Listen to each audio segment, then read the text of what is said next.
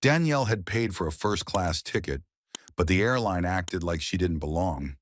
What happened next changed everything. "Ma'am, I need to see your ticket again." Danielle looked up, surprised. She had just been messaging her assistant about her hotel check-in in San Jose when the gate agent's voice broke her focus. It wasn't just the words, it was the tone.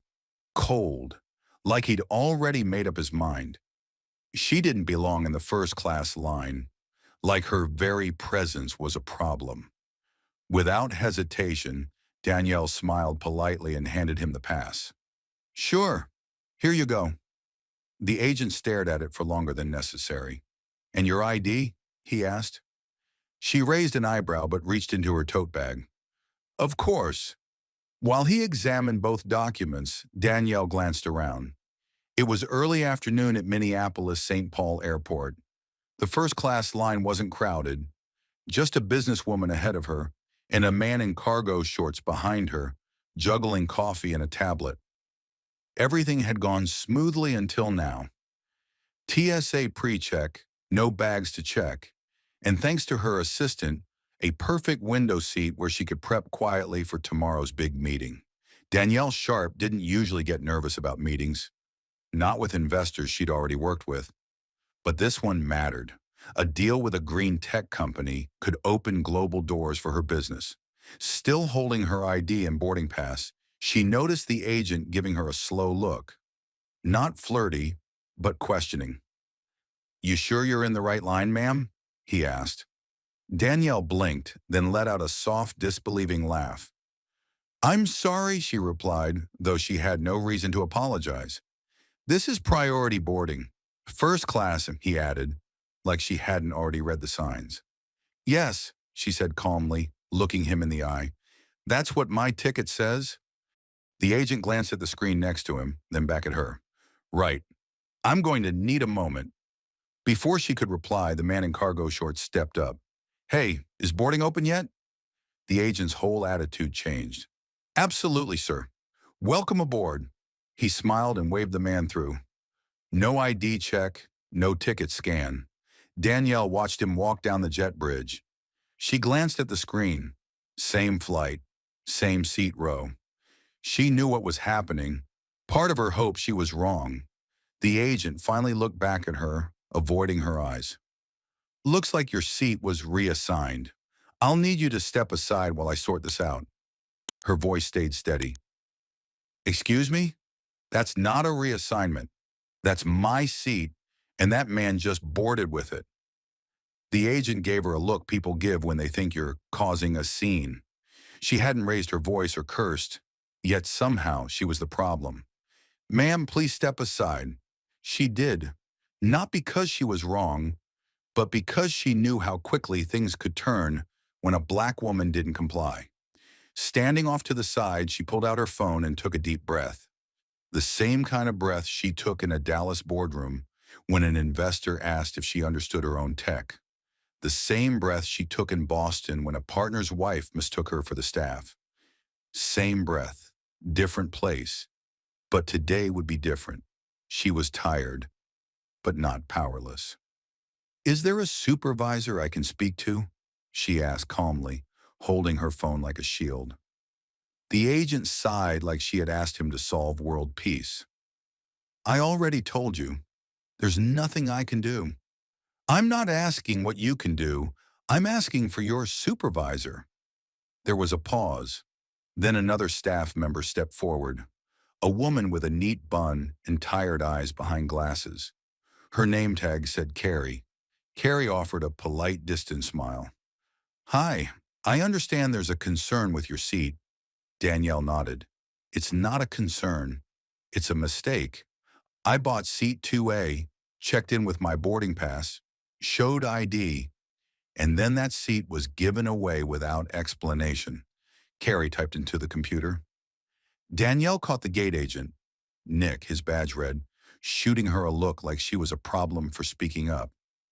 Carrie squinted at the screen. "Yes, I see your name in 2A, but it's been changed in the system." Danielle's voice turned sharp. "Without telling me?" Carrie didn't answer right away. Danielle kept going. Let's be honest. That man walked through without a single question. No ID, no check. I was standing right here. I understand your frustration, Carrie began. No, you don't. Danielle didn't need to shout. She didn't need to. You understand how not to make a scene. That's not the same. Carrie's smile faded, her hands folded on the desk. I'm afraid there are no more seats in first class. We can offer premium economy and a voucher. Danielle laughed and short and cold. A voucher? Yes, for the inconvenience. Inconvenience? Danielle tilted her head. You just told a black woman, in front of everyone, that she doesn't belong where she paid to be. You gave her seat away and handed her a coupon like she's here for a sale. Carrie stayed quiet. Nick pretended to read the screen. The whole gate area had gone quiet. People were watching, judging, whispering. Danielle took another breath. This wasn't about pride. She didn't need the seat to prove anything, but she wasn't going to let this go. She turned and called someone. Danielle, a voice answered. Jude, she said. Check our contracts with Transatlantic Holdings. The airline. Yes, I want to know if they're in compliance. Pull the audits, call the compliance team. I want movement in the next hour. Understood. Danielle hung up. Carrie looked confused. Nick looked nervous. Danielle turned back, calm and steady. I'll wait here while you figure out what happens next. But I'm not going anywhere. A young black woman nearby walked over silently, handed Danielle a bottle of water, gave a soft nod, and walked away. Danielle whispered, Thank you, and sat down. She didn't have her seat, but now the airline didn't have her silence, and they had no idea who they were dealing with. The flight left without her, no announcement, no apology, nothing. She sat in the airline lounge watching the plane roll away. Seat 2A, her seat, was on its way to California with someone else in it. She didn't cry. She didn't yell. She opened her laptop. 10 minutes later, a Zoom call connected. Her executive team appeared. Jude from legal, Ava from ops, Marcus from digital systems. They gave away my seat. No reason. I was asked twice if I belonged. Ava's jaw tightened. Again? Again, Danielle said. Jude leaned forward. Isn't this the airline flag last quarter for employee issues? Danielle nodded. Yep, Transatlantic Holdings. They own Red Summit Airlines. We started a DEI contract audit 6 weeks ago. Should we move the timeline up? Marcus asked. Danielle paused. She looked around the quiet lounge full of fruit trays and leather chairs, but her chest still felt heavy. Every black professional she knew had learned to smile through moments like this, to stay quiet, to stay calm, but not today. Yes, she said, push the audit forward, tonight. Jude, get legal started on reviewing every policy they've filed. If they want to wear our name on their diversity banners, they're going to live up to the work behind it. The meeting ended. Danielle closed her laptop. She thought of her mother who worked 2 jobs to support her through school, of her first job where people mistook her for the intern, of the white client who once said, Wow, you're so articulate.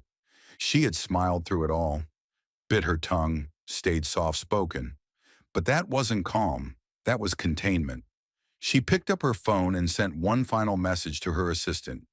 The 10:10 hotel meeting was canceled and rescheduled to Zoom. This just became more important. Somewhere across the terminal, a pilot walked past in uniform, nodding politely. He did not know who she was. Neither did the couple arguing near the gate or the old man snoring by the magazine stand. But they would by the next day. Danielle's team had logged into the airline's back-end portal, authorized access through a compliance partnership she had signed just weeks earlier. They flagged 19 instances of complaints related to discriminatory behavior at boarding gates over the past 12 months. 7 had eerily similar language. Are you sure you are in the right line? Jude drafted the memo. Ava assembled the documentation. By morning, a certified package was sent to Transatlantic's Executive Compliance Board. Danielle did not add a letter. She did not have to. The data spoke louder than anything she could say. But silence.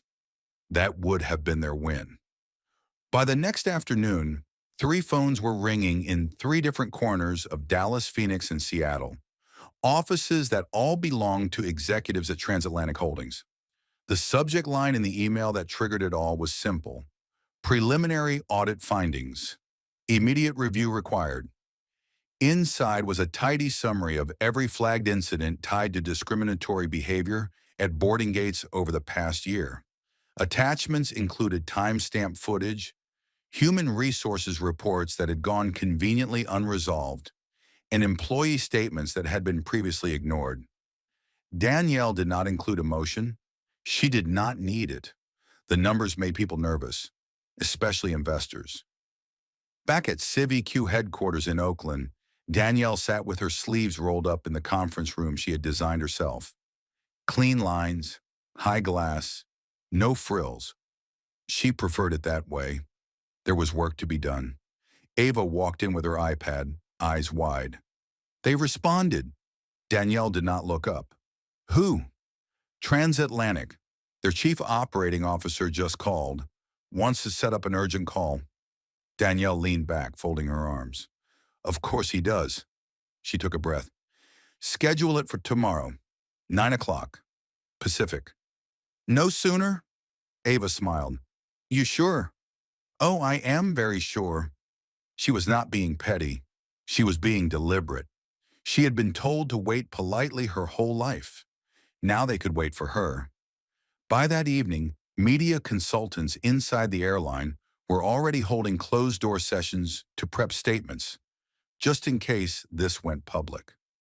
Legal teams debated whether they could call it a misunderstanding without admitting liability. One public relations representative suggested offering Danielle a formal apology and a future flight credit. Someone in the room actually said, she probably just wants to feel heard. Wrong. Danielle did not want a coupon or a discount. She wanted consequences. While they scrambled, her firm kept working. Not because it was personal, but because this was exactly what CivEQ was built to do. And to be clear, CivEQ was not some feel-good startup running workshops about how to be kind.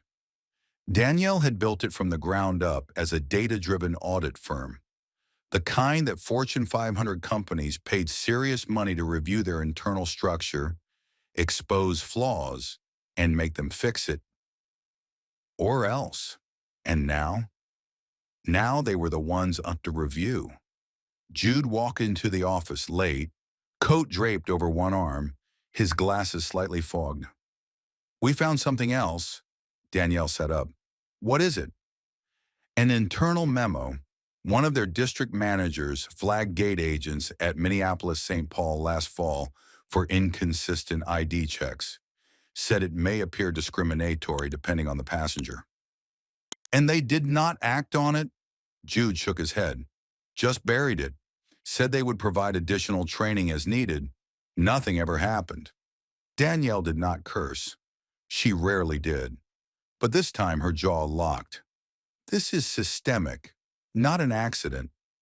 They have been warned, Jude said, which means they cannot hide behind the idea of a bad apple. She looked down at her phone. A text from her brother had just come in. Saw Twitter. This is blowing up. You good? She smiled briefly and typed back. Word was getting out. Not because she called the media, not because she wanted attention, but because someone at the gate had recorded it and shared it online. No tags, no edits. Just raw footage of a black woman being told, you do not belong. Over and over again, with different words. It hit a nerve. Not because it was shocking, but because it was familiar. But this time it did not end with a shrug and a sigh. This time someone pushed back. By Friday morning, Transatlantic Holdings was trending on every major social platform. Not in the way brands want. The hashtag number sign, seat for Danielle, had gone viral, but it was no longer just about her. Thousands of people started sharing their own stories about missed flights, awkward questions, random searches, and the slow, humiliating process of proving they belonged. It was not outrage that filled the comments. It was recognition. People saw themselves in Danielle's story, the quiet disrespect, the coded language, the small slights that left lasting cuts. The airline issued a statement that afternoon.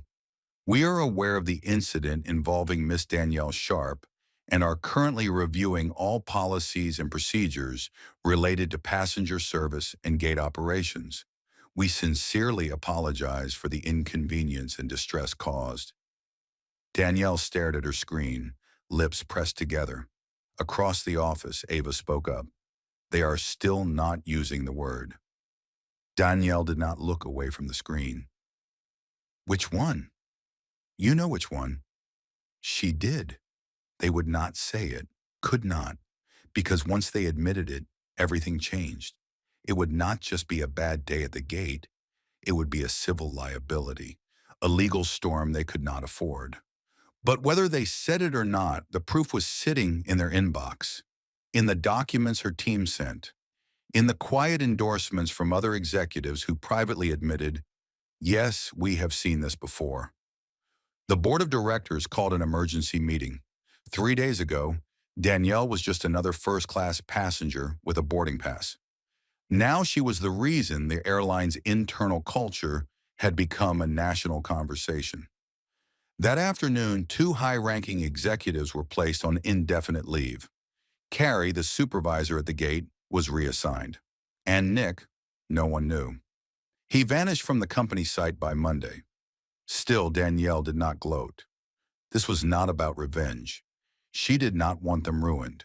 She wanted them to remember what it felt like to be seen, for something more than who they expected you to be. Civic released a short, clear statement. Every system will protect what it was designed to serve until someone holds it accountable. We thank our partners who choose transparency over comfort. That was all. No press tour, no podcast interviews. Danielle turned down every single request. Instead, she called a staff meeting. Everyone at CivEQ gathered in the common room. Junior analysts, interns, data engineers, office staff, no titles, just people. Danielle stood in front of them. No microphone, no slideshow, just her voice. This was not about a seat, she said. It never was. She paused.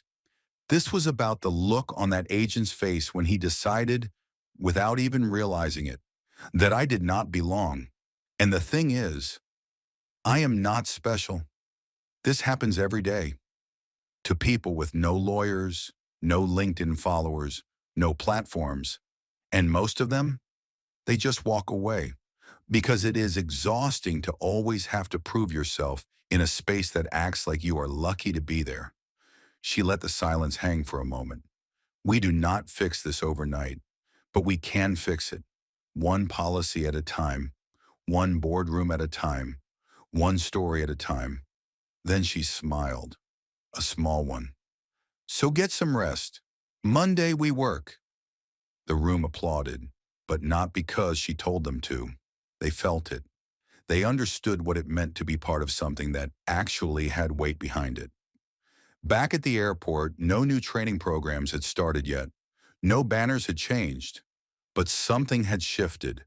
Because now when a gate agent paused before questioning a passenger, really paused, it was because they remembered what could happen next. And that was a start. But Danielle was not finished yet. Not even close. Monday morning came quietly. The sun had not fully risen over Oakland, but Danielle was already in the office, coffee in hand, hair pulled back, dressed in black slacks and a plain white blouse.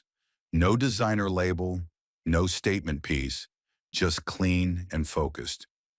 She was staring at the whiteboard in the glass conference room. On it, scribbled in blue marker, were 2 words, circled in thick ink. Jude stepped in, carrying a folder. It is done.